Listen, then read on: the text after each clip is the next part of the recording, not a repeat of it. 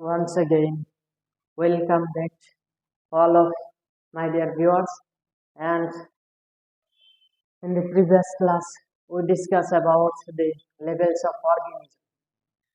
যোৱা ক্লাছত আমি কি চাইছিলো জীৱৰ স্তৰৰ বিষয়ে ধ্যান কৰিছিলো so today's class we discuss about the structure and composition of the cells আজিৰ ক্লাছত আমি কি চাম সেলৰ গঠন আৰু সেলবোৰ কিহৰ দ্বাৰা গঠিত হৈ আছে so let's start our main topics without wasting our precious times কোনো ধৰণৰ আমাৰ মূল্যবান সময় নষ্ট নকৰি আমি কি কৰো ডাইৰেক্ট টপিকত আহো এতিয়া যেটো আমাৰ human cells is specially composed of the two major parts তার মানে human cells তো কি হইছে আমরা মূল দুটো অংশের দ্বারা গঠিত হই আছে এই অংশ দুটো কি এটা হচ্ছে প্লাজমা মেমব্রেন আর এটা হচ্ছে সাবসেলুলার অর্গানেল এটার নাম কি প্লাজমা মেমব্রেন আর ওটার নাম কি সাবসেলুলার অর্গানেল এতে প্লাজ 1 বাই 1 বাই আমি চাও এইবোৰ কি হয় এতে প্লাজমা মেমব্ৰেন এতিয়া ইয়াৰ আনাদার নাম হচ্ছে সেলস মেমব্রেন এতিয়া সেল মানে কি কোষ মেমব্রেন মানে কি আবরণ তার মানে কি কোষৰ আবরণ একেলগে আমি কি কৈছি আর কোষ আবরণ হয় না নহয় এতে কোষ আবরণ মানে কি কোষ কি কৰি ৰাখিছে আবৰি ৰাখিছে হয় না নহয় কি কৰি কভাৰ কৰি ৰাখিছে this outer layers outer protecting or outer covering membrane is known as the plasma membrane or then কি বুলি কৈছো আমি cells membrane বুলি কৈছো plasma membrane या cells membrane বুলি কৈছো এটা আমাৰ কি কৰি আছে সম্পূৰ্ণ ভিতৰত যিবোৰ বস্তু আছে কি কৰি আছে প্ৰটেক্ট কৰি আছে হয় না নহয় obviously প্ৰটেক্ট কৰি আছে ই না থাকিলে ইহতে দেখুন বাহিৰ হৈ ঘূৰি থাকিব যদে মতে হয় না এতিয়া কথা এই সেল প্লাজমা মেমব্ৰেনৰ ভিতৰত কি পোৱা যাব কিছুমান স্ট্ৰাকচাৰ পোৱা যাব এই স্ট্ৰাকচাৰত আমি কি কৈছো কোষৰ অংগাণু বুলি কৈছো কি বুলি কৈছো কোষৰ অংগাণু বুলি কৈছো এই অংগাণুগুলোক আমি নরমালি কি বলি কও সাবসেলুলার অর্গানেলস কি নাম তার সাবসেলুলার অর্গানেলস এতে কোনবোৰ কোষৰ অংগাণু ইয়াত প্ৰেজেন্ট থাকে 1 বাই 1 আমি চাও এতিয়া নাম্বাৰ 1 কি লিখিছ আমি নিউক্লিয়াস মানে কি কোষ কেন্দ্ৰ নিউক্লিয়াসৰ অসমে কি কোষ কেন্দ্ৰ তাৰ মানে কোষৰ এটা অংগাণু তাৰ নাম হচ্ছে কোষ কেন্দ্ৰ এতে কোষ কেন্দ্ৰটো আমাৰ ক'ত থাকিব বেছিভাগ মাজতে প্ৰেজেন্ট থাকিব নাই বা কিছুমান সেলৰ বটম সাইজত প্ৰেজেন্ট মানে তল সাইডত প্ৰেজেন্ট থাকিব বেসেলস নিউক্লিয়াসত প্ৰেজেন্ট থাকিব আকৌ কিছুমান কি থাকিব ওপৰত বা সাইডত প্ৰেজেন্ট থাকিব ইন্ডিভিজুয়াল এটা সেলৰ এটা স্ট্ৰাকচাৰ থাকিব এতিয়া এই নিউক্লিয়াসটো আমাৰ কি হয় largest structure of the our cells কি হয় আমাৰ largest structure of the our cells তাৰ মানে ই কি কৰিব যেনেকুৱা আমাৰ ব্ৰেইনে কি কৰি আছে সম্পূৰ্ণ শৰীৰটো কি কৰি আছে কন্ট্ৰোল কৰি আছে সেম এজ ইট ইজ আমাৰ এই সেলৰ সম্পূৰ্ণ এইবিলাক বস্তুৰ যিমান ক্ৰিয়াকলাপ আছে যিমান এক্টিভিটিস আছে সেলুলাৰ এক্টিভিটিস আছে সম্পূৰ্ণ বস্তু কোনে নিয়ন্ত্ৰণ কৰিব সেইটো হৈছে আমাৰ নিউক্লিয়াস সেই কাৰণে নিউক্লিয়াসক কি বুলি কৈছো আমি ব্রেইন অফ সেলস বুলি কৈছে কি ব্রেইন অফ সেল হয় না নহয় এতিয়া আমি পঢ়িম ইহঁতক স্পেশালি কি পোৱা যায় another one আমি কি পঢ়িছো প্ৰোটোপ্লাজম মানে জীবদ্ৰব কি নাম তাৰ জীবদ্ৰব প্ৰোটোপ্লাজম এতে কোনবোৰ এতে কথা যেটো আমাৰ নিউক্লিয়াস এতে নিউক্লিয়াসৰ ভিতৰত যেটো তৰল পদাৰ্থ মানে ফ্লুইড অংশ যেটো থাকিব ফ্লুইড সাবস্টেন্সেস যেটো প্ৰেজেন্স থাকিব ফ্লুইড থাকিব সেই ফ্লুইডটোৰ নাম হৈছে নিউক্লিওপ্লাজম কি নাম তাৰ নাম হৈছে নিউক্লিওপ্লাজম তাৰ মানে এনেকুৱা এটা ফ্লুইড ই কোৰ ভিতৰত থাকিব আমাৰ নিউক্লিয়াসৰ ভিতৰত প্রেজেন্ট থাকিব নাও তার পিছত আমার কি সাইটোপ্লাজম তার মানে এইটো আমার সেল সাইটো মানে কি সেল হয় না নহয় এই সেলৰ ভিতৰত নিউক্লিয়াৰ মেমব্ৰেনৰ বাহিৰত সেল মেমব্ৰেনৰ ভিতৰত যেটো আমাৰ এই ইয়েলো কালাৰৰ যেটো দেখুৱা আছে ফ্লুইড এইটো হৈছে আমাৰ সাইটোপ্লাজম এর নাম কি এর নাম হচ্ছে সাইটোপ্লাজম তার মানে কি এই দুয়োটাক মিলি আমি কি বুলি কৈছো প্রোটোপ্লাজম বা জীবদ্রব বুলি কৈছো এটা নিউক্লিয়াসৰ ভিতৰত থকা কাৰণৰ নাম কি নিউক্লিওপ্লাজম এতিয়া নিউক্লিয়াসৰ বাহিৰত সেল মেমব্ৰেনৰ ভিতৰত ইয়াতে যে প্ৰেজেন্স আছে যিবিলাক তৰল পদাৰ্থ ইয়েলো কালাৰত দেখুৱা আছে সেইটোৰ নাম হৈছে আমাৰ সাইটোপ্লাজম বুজি পাইছা কাকৰো then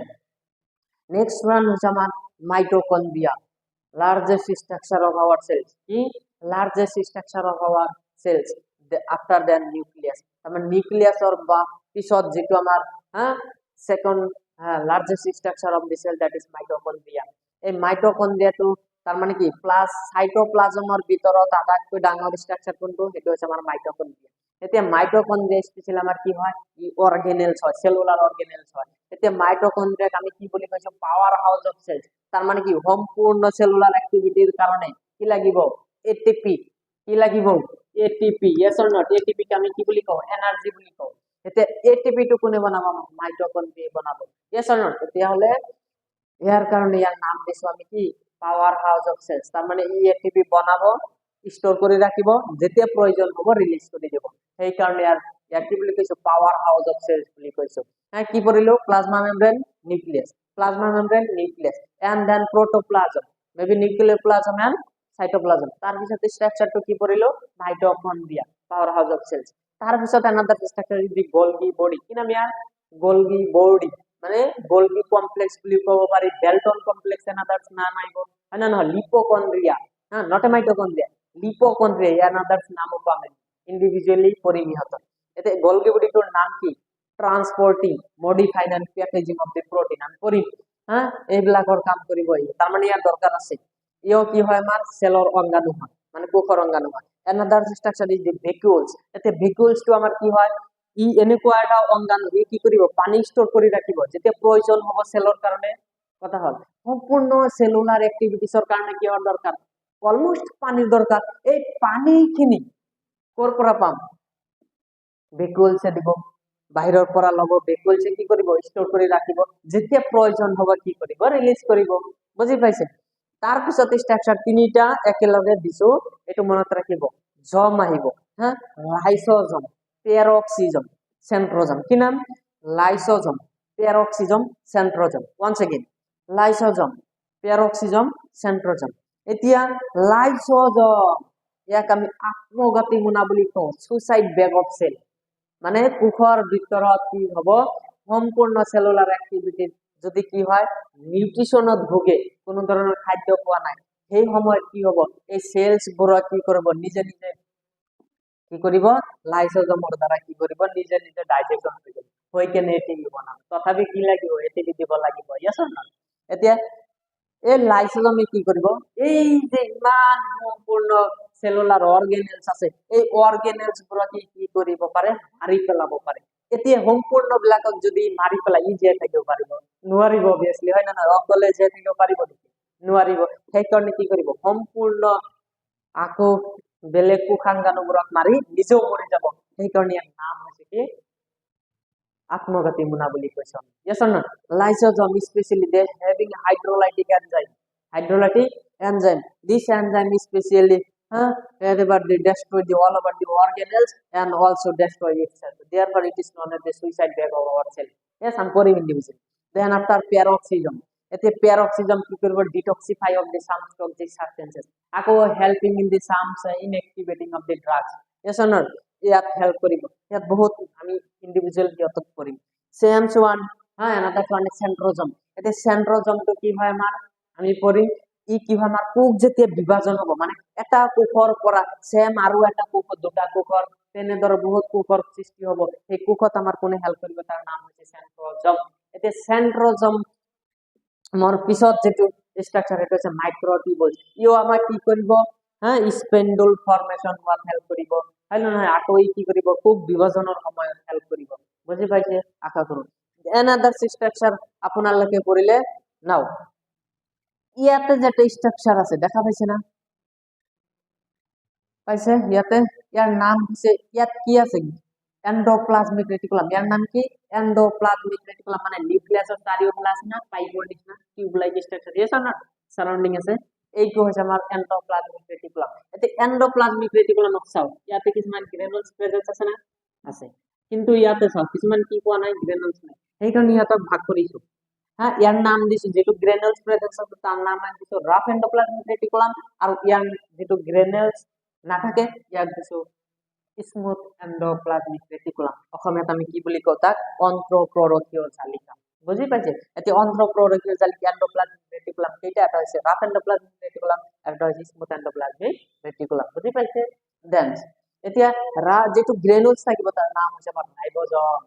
synthesis of the protein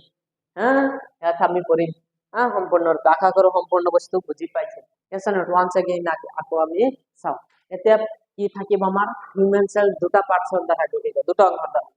এটা হৈছে আমাৰ কি প্লাজমা মেমব্ৰেন আৰু এটা কি হৈছে সাবসেলুলাৰ অৰ্গানেলস এতিয়া সাব প্লাজমা মেমব্ৰেন মানে কি আউটাৰ কাভাৰিং মানে বাহিৰত যিটো আমাৰ কি থাকিব কাভাৰ থাকিব আবৰণ থাকিব এই কি কৰিব সেলৰ সম্পূৰ্ণ বস্তু কি কৰি ৰাখিব প্ৰটেকশন কৰিব ৰাখিব হয় না নহয় এটা স্ট্ৰাকচাৰ দিব সেলৰ কাৰণে এটোৰ নাম হৈছে আমাৰ কোষা বৰণ আকৌ কোষা বৰণৰ ভিতৰত আমাৰ কি পোৱা যাব কিছুমান কোষাঙ্গাণু পোৱা যাব এই কোষাঙ্গাণু যেনেকৈ আমি কি কৰিছো কোষ কেন্দ্ৰ কৰিছো অন্ত্ৰপ্ৰৰিকীয় জালিকা পৰিলো রাইবোজোম পড়িলো মাইটোকন্ড্রিয়া পড়িলো গোলগি বডি পড়িলো ভেক্টুলস পড়িলো yes lysosomes peroxisome centrosome and then microtubules and there's all structure especially surrounding in some fluid like structure substances yes or not আমি কি কিছুমান কি থাকিব জলীয় পদাৰ্থ থাকিব এই জলীয় পদাৰ্থক আমি কি বুলি কৈছো সাইটোপ্লাজম আকৌ নিউক্লিয়াছৰ ভিতৰত যেটো জলীয় পদাৰ্থ বুলি থাকিব তাৰ নাম কি আমি নিউক্লিওপ্লাজম আশা কৰো সম্পূৰ্ণখিনি বুজি পাইছে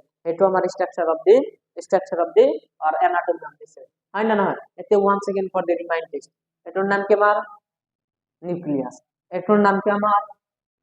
এন্ডোপ্লাজমিক রেটিকুলাম এতিয়া এই এন্ডোপ্লাজমিক এটোর নাম কি রাফ এন্ডোপ্লাজমিক রেটিকুলাম এর নাম কি smooth endoplasmic reticulum yes then after a granule নাম কি ribosome and then after this yellow color fluid presence this name cytoplasm এর নাম কি নিউক্লিয়াসের ভিতরে যেটো জলীয় পদার্থ থাকে তার নাম কি এটো হইছে আমার নিউক্লিওপ্লাজম আর সাইটোপ্লাজম দুটা কি বলি কোয়া হয় প্রোটোপ্লাজম এতিয়া ইয়ার নামটা কি মাইটোকন্ড্রিয়া ইয়ার নামটা কি গোলগি বডি ইয়ার নামটা কি ভেক্টুলস হ্যাঁ ইয়ার নাম lysosome peroxisome centrosome and then microtubules আশা কৰো সম্পূৰ্ণ anatomy structure and composition of the cells বুজি পাইছে so thank you all of you and then in the next class we discuss about individually one by one of these cells organelles so thank you all